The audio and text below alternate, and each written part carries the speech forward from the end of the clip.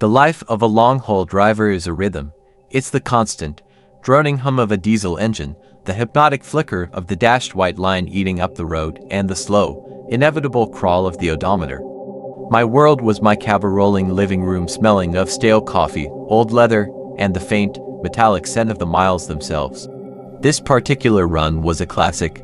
Portland to Chicago, a cross-country marathon of asphalt and ambition. I had started before dawn on the West Coast, watching the mist cling to the pine trees of Oregon.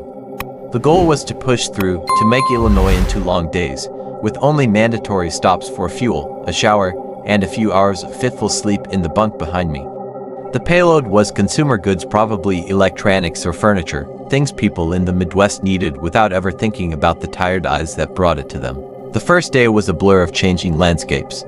The dramatic cliffs and forests of Oregon gave way to the flat, arid expanse of Idaho and then the rugged, snow-dusted peaks of Montana. I talked to dispatch on the crackling CB radio, exchanged pleasantries with other drivers at a truck stop in Billings, and felt the familiar ache settle into my lower back. It was all normal, utterly routine. By the time I head eastern South Dakota on the second night, the solitude had truly set in. The towns were fewer and farther between, just pinpricks of light in an ocean of darkness. The only constants were the star-dusted sky above and the twin cones of my headlights cutting a path through the endless plains. This was the part of the journey I both loved and dreaded, the profound silence, the feeling of being the only soul left awake in the world. My eyes were heavy. I'd been fighting the fog of fatigue for the last 100 miles, my eyelids drooping, then snapping open as the truck veered slightly toward the rumble strips on the shoulder. That gut-wrenching vibration was nature's alarm clock. I'd already drained my giant thermos of coffee. Music just became a dull noise. I needed a distraction, something to focus on. It was in this bleary state that I crossed the state line into Wisconsin. The landscape didn't change much, still flat, still dark, still dominated by the smell of turned earth and night-blooming flowers carried on a cool breeze through my cracked window. But the air felt different, heavier somehow. I shook my head, blaming the tiredness. I just had to make it to the next big truck stop near Eau Claire. Just a few more hours. The clock on the dash glowed a soft green, to 17 a.m., the witching hour. That's what my grandfather used to call it, the time when the world is asleep, and other things aren't. I chuckled at the silly superstition, a nervous habit. This was the modern world. My biggest concerns were way stations and state troopers, not ghosts. That's when I saw the first fence post, then another. I was driving past a vast, dark pasture that stretched out into the impenetrable blackness. I couldn't see the end of it. And then I saw them. Shapes, dozens of them. Still and dark against the slightly lighter dark of the field. Cows, a whole herd, just standing there. I eased my foot off the accelerator slightly, a subconscious reaction. They weren't scattered or sleeping. They were all lined up, shoulder to shoulder, right along the barbed wire fence that ran parallel to the highway. It was an odd sight. Cows usually bed down for the night.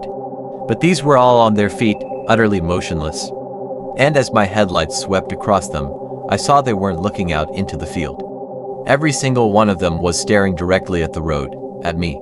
I've driven past 1,000 pastures at night. You sometimes see the reflection of their eyes in your high beams, little pairs of glowing embers that vanish as you pass.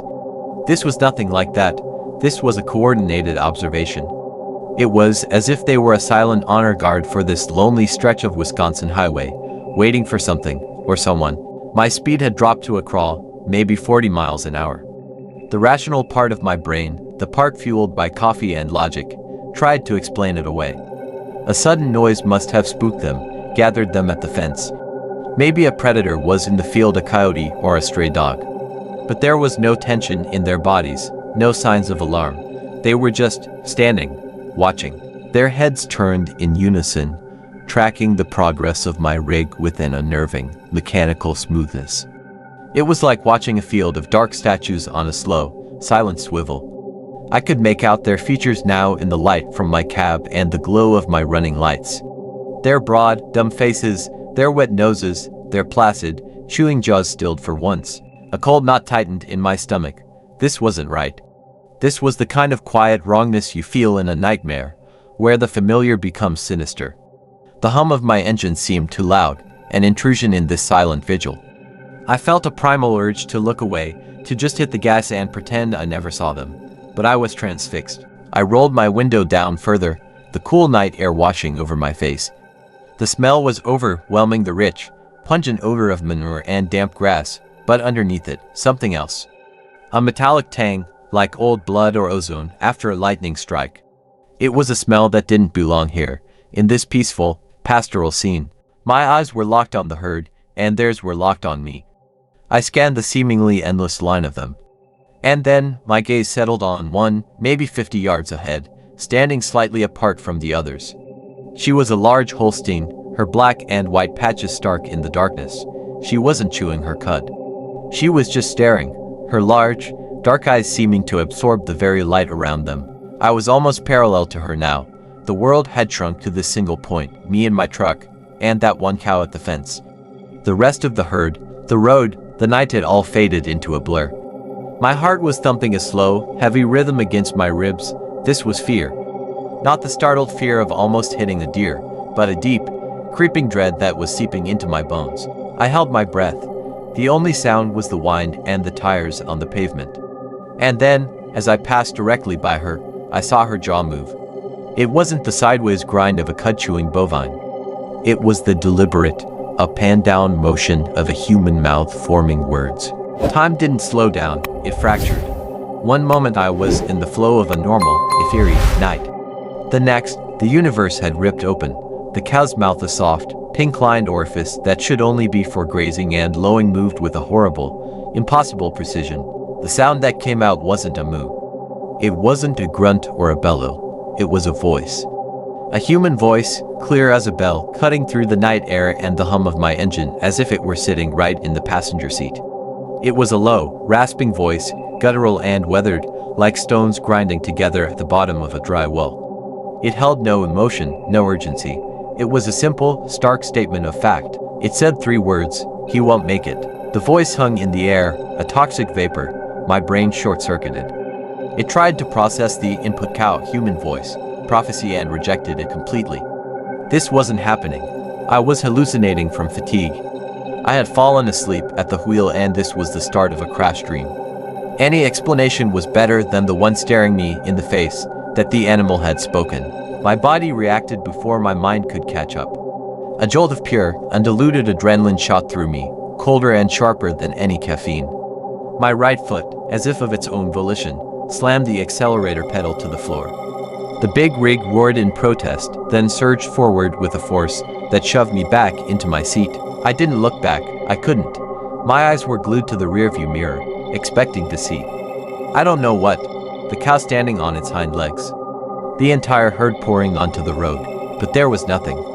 Just the receding darkness of the pasture, the red taillights of my trailer painting the scene in brief, bloody flashes. "He won't make it." The words echoed in the silent cab, now filled only with the scream of the wind and the engine's frantic wail. Who was he? Me? It had to be me. Was it a prediction of my death? A warning about a breakdown? The ambiguity was a torture in itself. My hands were clenched on the steering wheel, knuckles white. I was shaking uncontrollably, a fine tremor that started in my core and radiated out to my fingertips. I was gasping, sucking in air but feeling like I was suffocating. This was a panic attack, the first real one of my life, triggered by a talking farm animal on a deserted road in Wisconsin. I pushed the rig harder, the speedometer needle climbing past 80, then 85. The truck felt unstable, the trailer swaying slightly.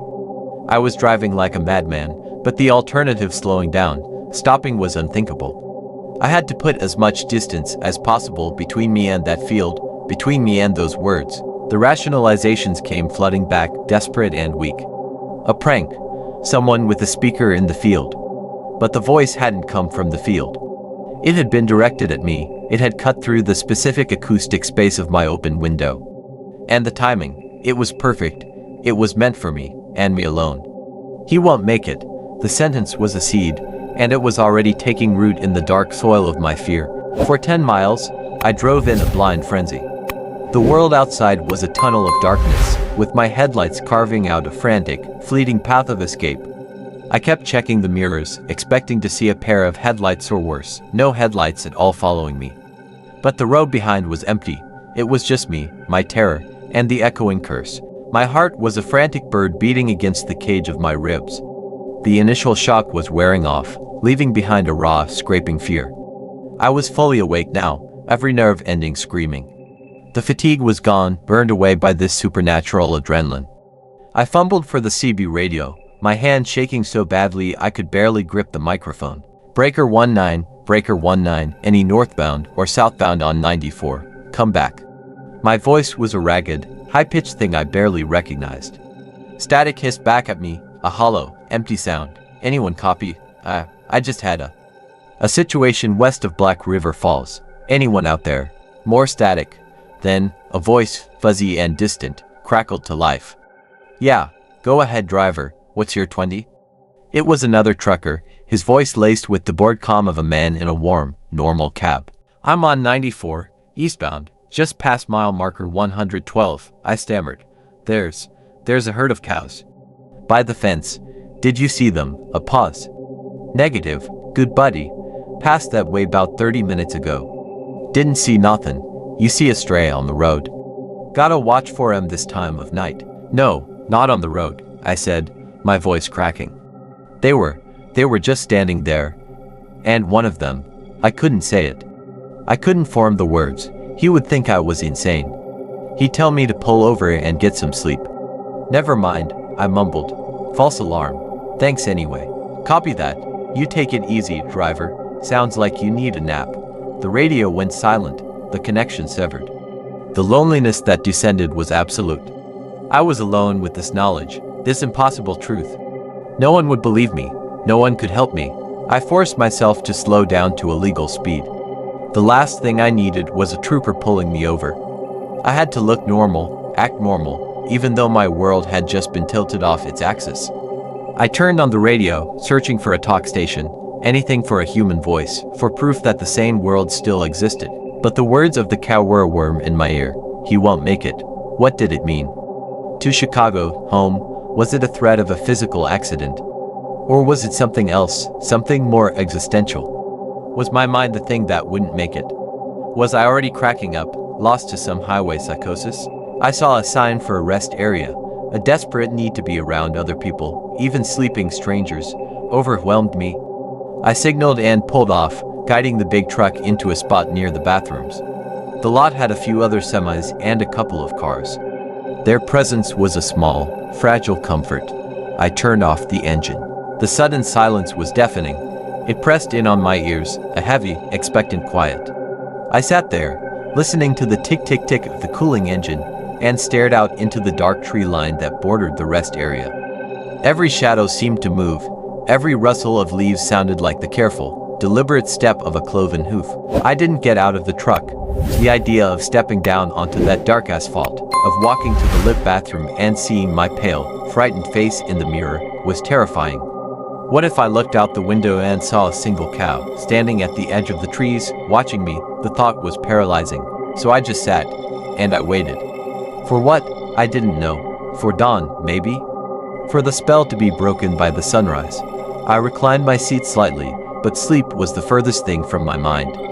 My eyes darted from mirror to mirror, performing a constant, paranoid sweep of my surroundings. The other trucks were silent, monolithic tombs.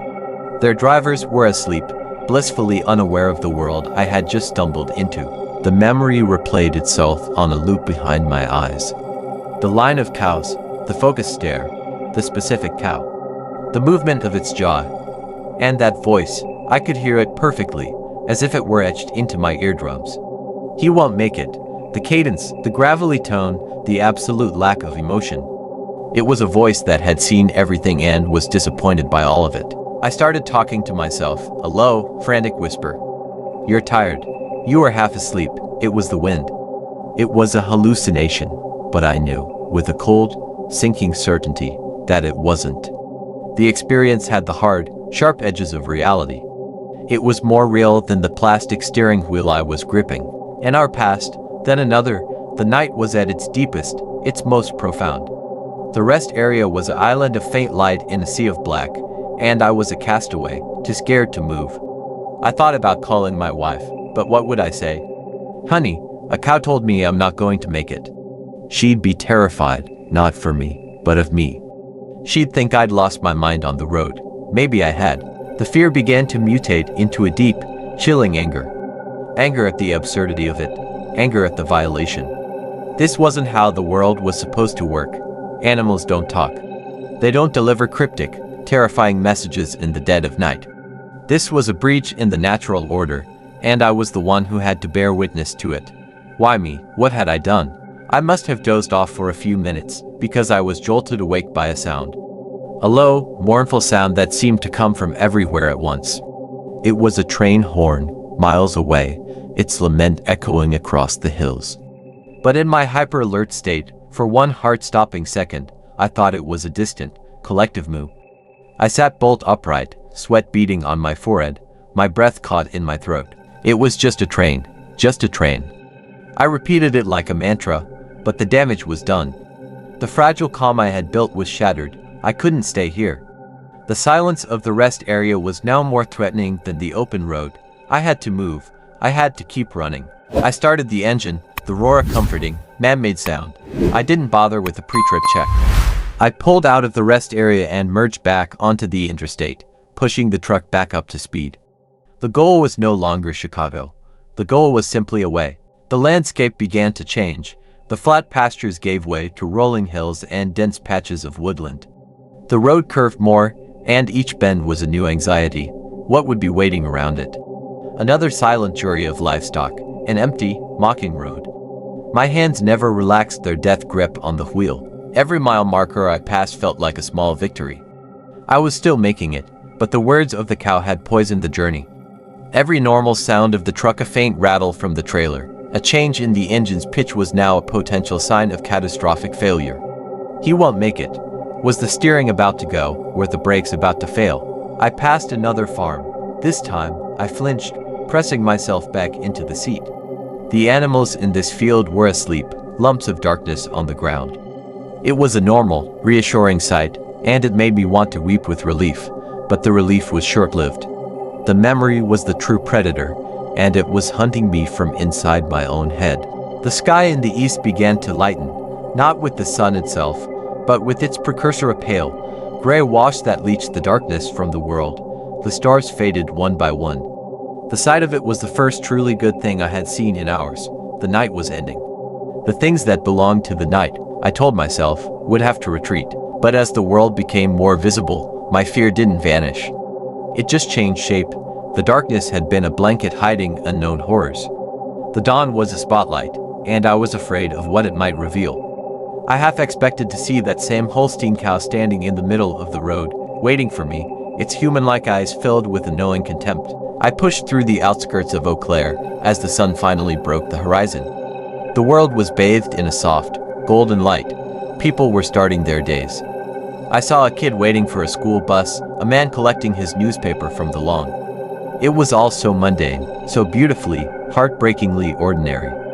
I felt like a ghost observing the land of the living, separated by an experience they could never comprehend. I pulled into a bustling truck stop on the far side of town. The parking lot was full of life drivers fueling, washing windshields, heading into the diner for breakfast. The noise was a symphony of normality. I sat in my cab for a long time, just watching it all, trying to remember how to be a part of it.